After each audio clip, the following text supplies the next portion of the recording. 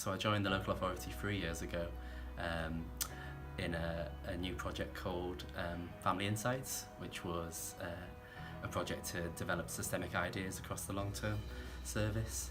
I then moved into a long-term team, and subsequently I've worked within a team called MST, which is multi-systemic therapy. That's a sort of educare service to try and stop vulnerable young people coming into care. And then most recently I've just joined a new service that Newcastle have developed called Build a Future. Newcastle as a city is an exciting and vibrant city, and we've got a really sort of diverse population. So I think in terms of social work practice, it's a really interesting place because you get a full spectrum of professional experiences, you know, working with families from all different backgrounds and who've undertaken all different types of issues. I've got so many colleagues who care deeply about outcomes for children and young people. I myself, I'm a dad, I've got a little boy, I live in Newcastle, and I think the colleagues that I work with, you know, they care about people like myself who've got children.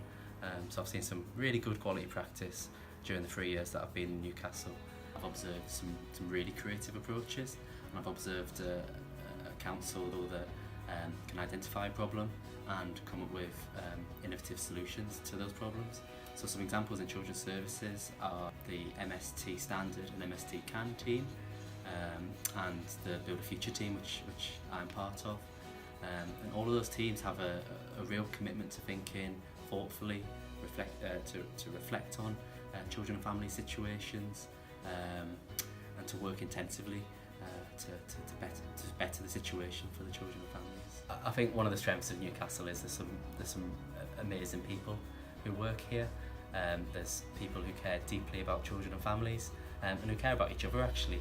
I'm not working in a child protection role at the moment, but when I was, one of the things that was most important to me was the support of colleagues, and I always knew that there would always be a colleague there to talk through plans or offer reassurance or offer me support.